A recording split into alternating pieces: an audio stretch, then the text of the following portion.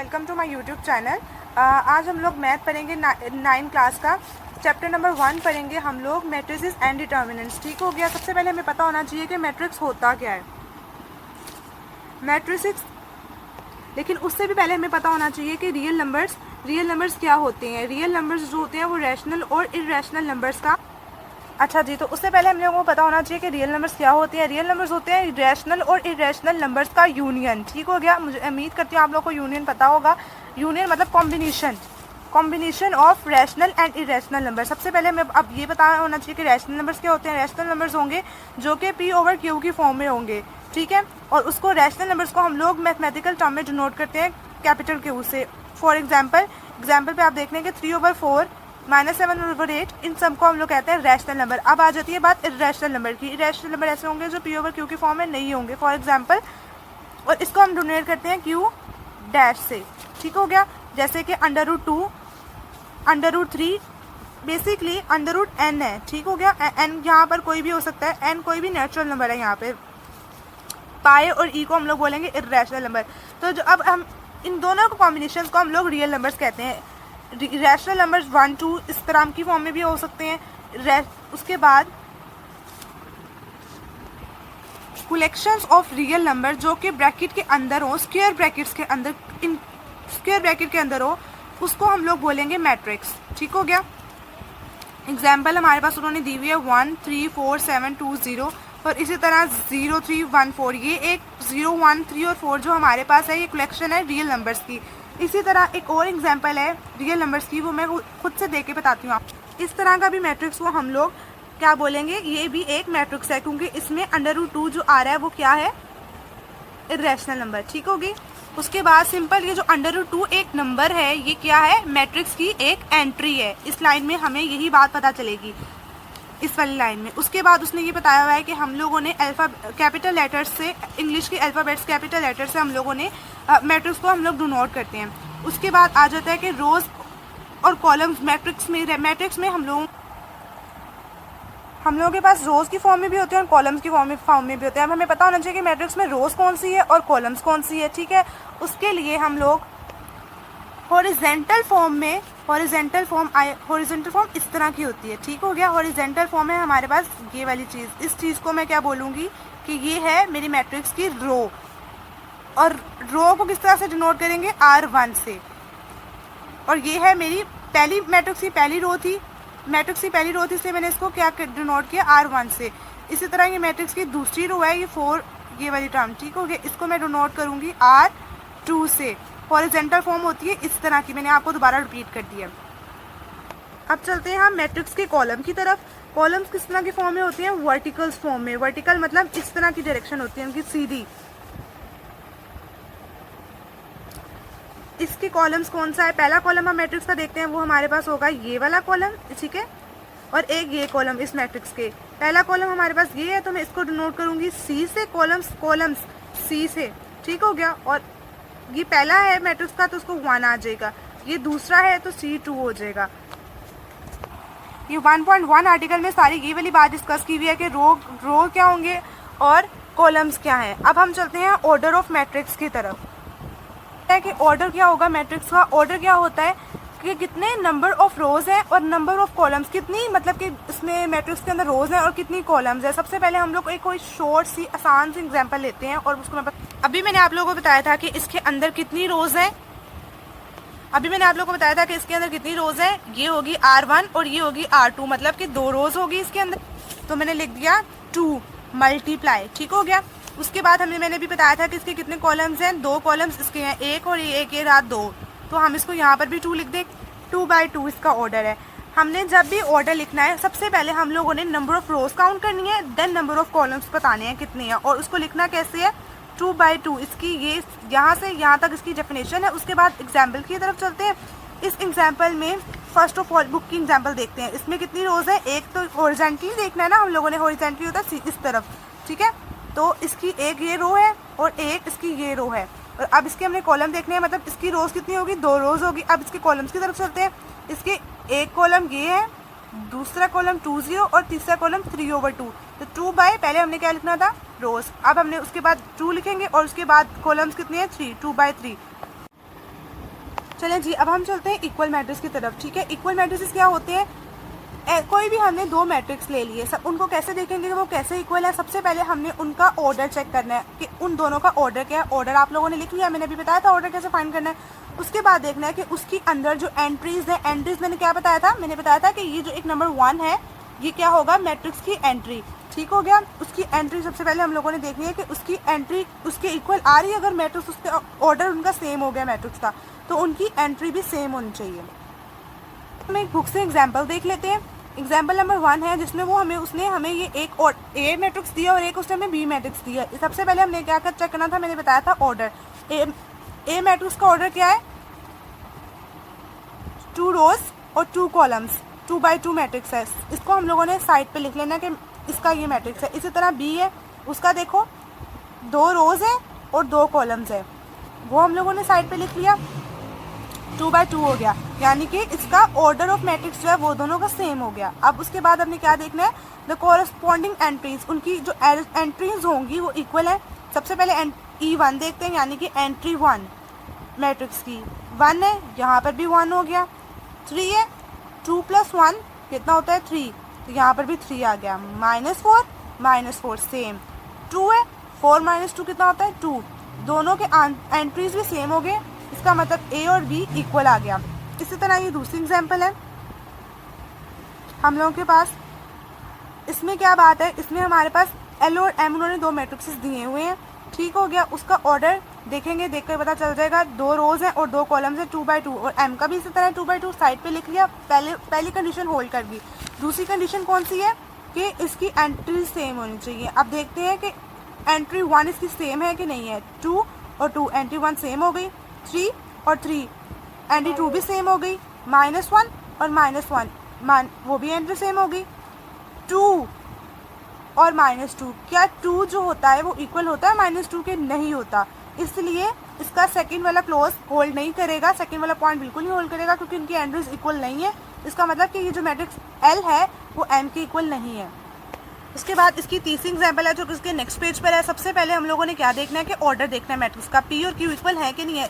इसका ऑर्डर है 2 बाई 2, यानी 2 रोज हैं और 2 कॉलम्स हैं। लेकिन इस क्यू मैट्रिक्स का जो है ऑर्डर है वो 2 रोज तो है, लेकिन कॉलम्स कितने हैं? 3 कॉलम्स हैं, यानी कि 2 बाई 3।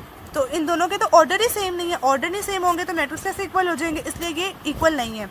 अब हम चलते हैं एक्सरसाइज के क्वेश्चन नंबर 1 की तरफ, जिसका पार्ट हमारे पास ये है, जिसमें हमें उसने ए मैट्रिक्स दिया हुआ है और हमने इसका ऑर्डर बताना है। तो सबसे पहले हम इसकी रोज देख लेते हैं। इसकी 2 रोज हैं, एक ये और एक ये, और इसके 2 कॉलम्स हैं। तो क्या मैट्रिक्स हुआ?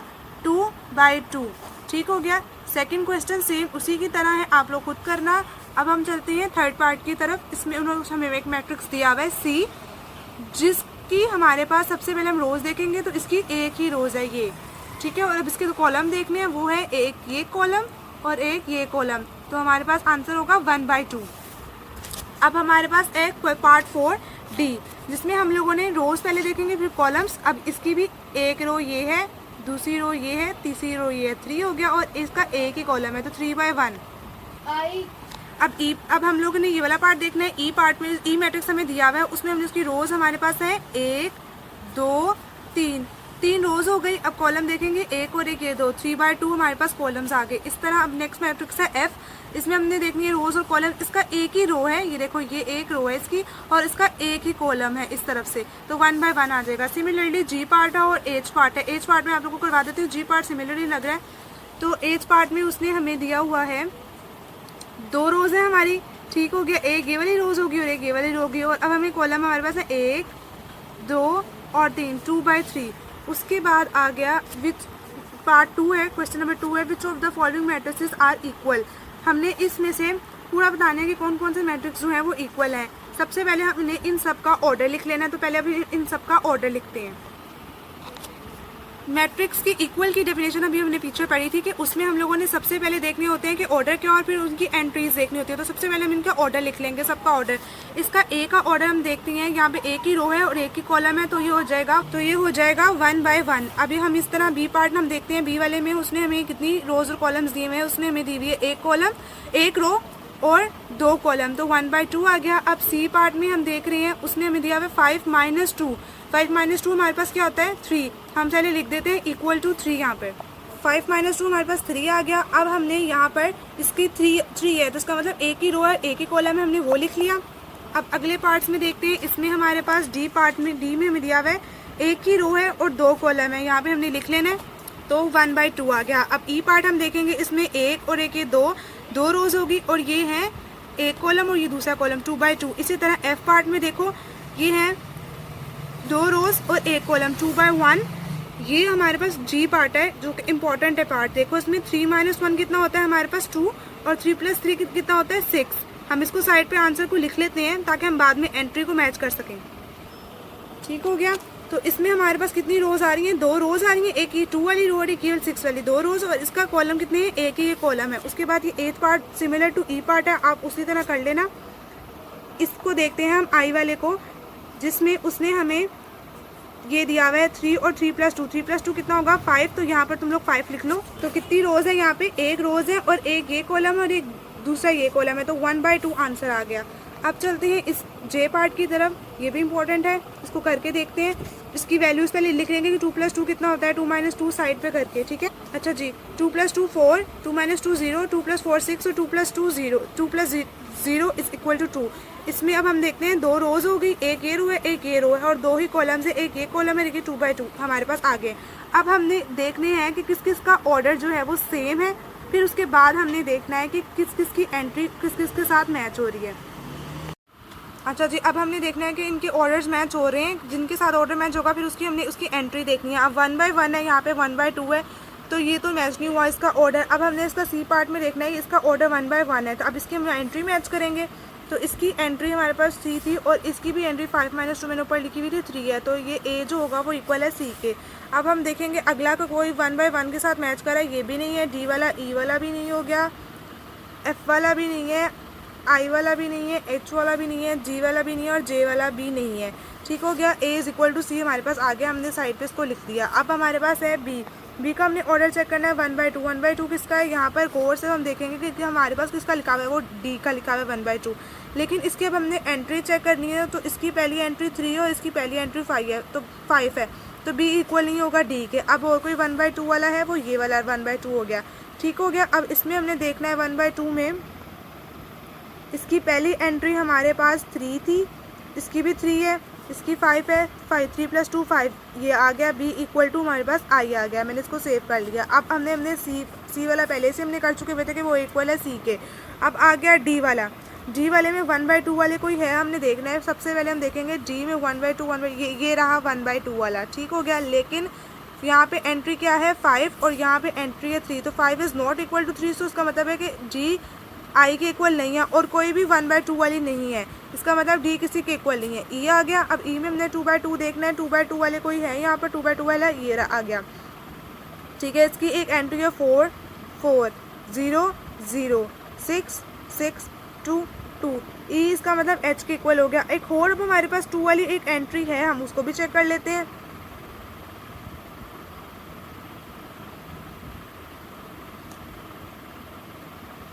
ये भी 4 है, ये 0 6 2 3, इसका मतलब है E = H है और H = J है।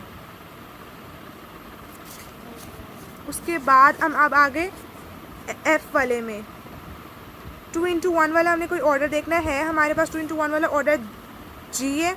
इसमें हमने इसकी एंट्रीज देखेंगे, ये भी 2 है फर्स्ट एंट्री और सेकंड एंट्री भी 6 है, तो उसका मतलब F = G आ गया और कोई भी हमारे पास 2 × 1 वाली नहीं है।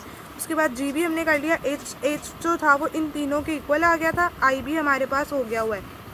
ऑलमोस्ट क्वेश्चन नंबर 2 हमारा कंप्लीट हो गया। अब हम क्वेश्चन नंबर 3 की तरफ चलते हैं। उसमें हमने कहा है कि वैल्यूज हमने फाइंड करनी है ए बी और सी डी की, इन दोनों को मैट्रिक्स में दिया हुआ है विद सेटिस्फाई द इक्वेशन। अगर हम देखें तो इन दोनों का ऑर्डर जो है वो सेम है, इसमें 2 रोज हैं 2 ही कॉलम्स, इसमें भी 2 रोज हैं 2 कॉलम्स हैं, तो इसको हम लोगों ने इक्वल मैट्रिक्स की प्रॉपर्टीज़ के साथ इससे सॉल्व करेंगे। हमने इनको कंपेयर करना है, इनकी एंट्रीज़ को। a प्लस सी को हम लोग कंपेयर करेंगे 0 से, ठीक है। a प्लस 2b को -7 से, c -1 को 3 से और 4d -6 को 2d से कंपेयर करके हमारे पास 1 2 3 4 4 इक्वेशंस आ जाएंगी, जिसमें से हम लोगों ने इनको इक्वेशंस को नाम दे देने हैं 1 2 3 4 करके। अब हमारे पास हमने इनमें से कोई एक वैल्यू निकालनी है, लेकिन यहाँ पर इक्वेशन 4 को देखते हैं, यहाँ पर भी डी दिया हुआ और यहाँ पर भी डी है, तो इक्वेशन 4 को हमारे पास सोल्व करना ज़्यादा ईजी होगा। तो हम लिखेंगे बाय इक्वेशन 4d - 6 = 2d है, ठीक हो गया। अब बेसिकली ये रूल होता है कि दोनों को तरफ हम लोगों ने -2d करना है ताकि यहाँ पर 0 बन जाए। लेकिन आप लोगों को आसानी के लिए आप लोगों ने क्या करना है, 4d यहाँ पर ज़्यादा है और बड़ी वैल्यू है और यहाँ पर छोटी वैल्यू है, आपने इसको 2d को इस तरफ ले आना है और 6 को इस तरफ ले जाना है, ठीक हो गया। तो हमारे पास बनेगा 4d - 2d = 6, 4 - 2 2d = 6 और d को जब हम 6 को डिवाइड करेंगे 2 के साथ, इस 2 को यहाँ पे ले आएंगे तो 3 आ जाएगा। अब हमने इस d की वैल्यू अब हमने देखनी है कि हम किसी इक्वेशंस में डाल सकते हैं ताकि हमारे पास नेक्स्ट कोई वैल्यू निकल आए, लेकिन कोई किसी में भी नहीं डाल सकती, इसलिए हम इक्वेशन 3 को पकड़ेंगे, वहाँ से हमें ईजिली c निकल आएगा। तो इक्वेशन 3 थी c - 1 = 3, इस 1 को हम इधर ले आएंगे, c = 3 + 1, c = 4 हो गया, ठीक होगी बात। अब इसमें से किसी की वैल्यू हम c में या c की कोई वैल्यू डाल सकते हैं, देखेंगे वो इक्वेशन 1 में डलेगी, अगर इक्वेशन 1 में वो c की वैल्यू डलेगी तो हमें a मिल जाएगा। a प्लस सी हमारे पास इक्वेशन 1 थी, ठीक है, इसमें मैंने 4 लिखा, a + 4 = 0, तो हमारे पास a = -4, इस तरफ हम ले जाएंगे तो a = -4, a की भी वैल्यू आ गई, c की भी वैल्यू आ गई, d की वैल्यू। अब हमारे पास इन कौन सी इक्वेशन रह गई हुई है, इक्वेशन जिसमें 2 रह गई हुई है, उसी से हमें किसकी वैल्यू मिलेगी, v की। a की वैल्यू हमने मालूम कर ली, इसके अंदर वैल्यूज पुट करेंगे और आंसर निकाल लेंगे। इक्वेशन 2 की हमारे पास ये वाली इक्वेशन 2 हमारे पास ये थी, a की वैल्यू हमारे पास -4 + 2b = -7 थी, 2b 4 को -4 को मान ले जाएंगे, वो +4 हो जाएगा, -7 + 4 -3 है, और 2 को ये डिवाइड कर देंगे तो हमारे पास इस तरफ ले आएंगे तो वो डिवाइड हो जाएगी, -3/2 है। हमारे पास b की वैल्यू आ गई, हमारे पास 4 वैल्यूज़ आ गई हैं, a की वैल्यू -4 है, b की वैल्यू -3/2 है, c की वैल्यू 4 है और d की वैल्यू 3 है। तो हमने उसने कहा था कि आपने वैल्यूज फाइंड करनी है, जो कि हमने कर ली है।